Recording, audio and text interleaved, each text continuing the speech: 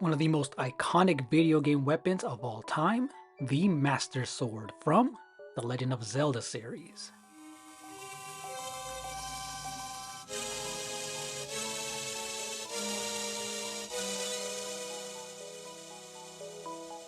What makes this weapon so iconic?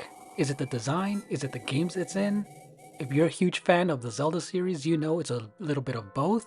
And with Zelda eventually getting a live action film, and the latest Zelda game already out, Tears of the Kingdom, let's talk about this iconic weapon as I finish it in acrylic paint and digitally clean it up in Procreate with my iPad Pro and Apple Pencil 2. But before we get started, if you're new to my channel, hit that like button, ring the bell, leave a comment, and let's get to it.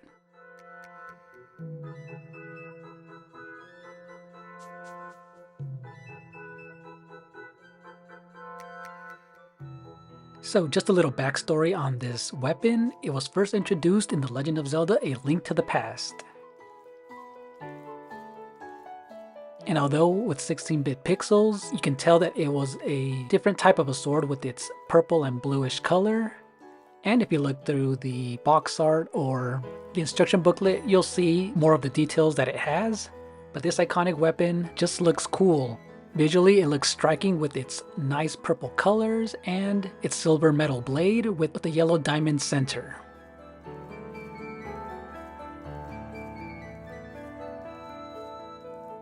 And normally the blade resides on a stone pedestal surrounded by a forest, and this aesthetic alone makes it look very intriguing.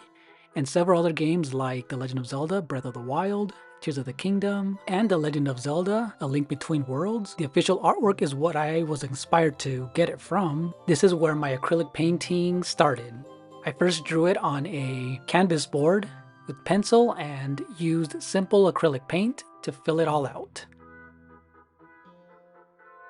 Now, because I did this several years ago, the footage that I used originally was very low quality, and you can tell right here with this time-lapse drawing where I was doing it all in pencil, I was actually holding it with my hand and it looked very bad. But this was just a few seconds of this video. But here I am sketching everything out first before I lay a watercolor wash of watered down acrylic paint as my first layer. And then eventually taking a picture of it and editing it in Procreate. And that's an iPad program where you can digitally paint. And I just like the use of combinations of both just to see what you can do to correct any mistakes and just have fun experimenting with different brushes.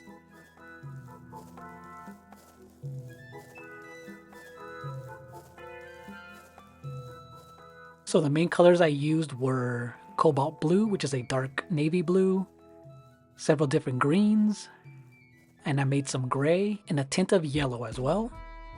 And as my second coat, I went in a little thick for the trees to make it more of a silhouette of the shadows because the beams of light are coming from the top and from the right. And I added small details like grass, mushrooms, and leaves. And for all this, I used tiny paintbrushes in both round and elongated ones as well. And because this is a small canvas board, this didn't take very long. And I really like how, because it was in the center, your focus was on the Master Sword, and it was pretty cool going in tiny details with these small detailed brushes just to get in all of those little highlights like the white on the handle of the sword, small vines, and details on the branches, and those beams of light. And one of the reasons I decided to digitally paint this and edit it was just because I wanted to see how far I can push it and if I can clean it up a little bit more. And one of the advantages of digital painting for all of you who do that is that you can experiment with different brushes and work on layers. And this won't affect your original at all. So that is how you can keep your original and see what else you can add to it. And if it doesn't look right, you can just completely erase it or change it at any time. And here what I did in Procreate was to remove all the excess borders that I don't need, erase the background and keep it as solid white as I could. And there you go, here's a clean version of it. Now here I went in the settings and balanced out all of the colors. I made them a bit more vibrant, making sure the greens and blues stand out.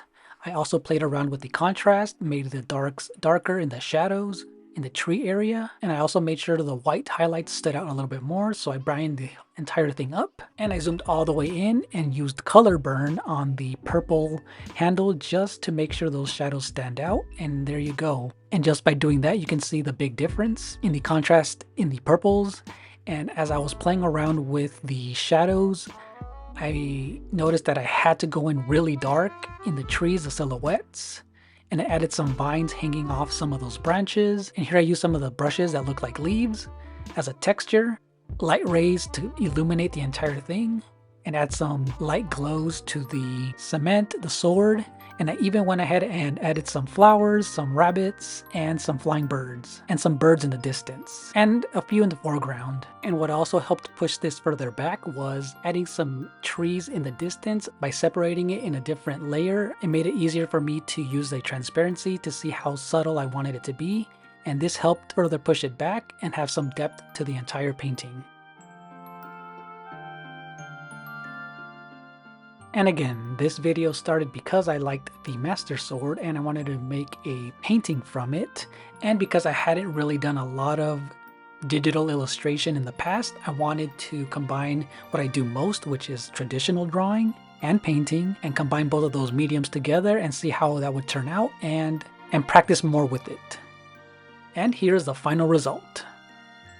So what did you guys think of this painting and this Zelda fan art? Thank you guys so much for watching, and see you next time. Bye bye.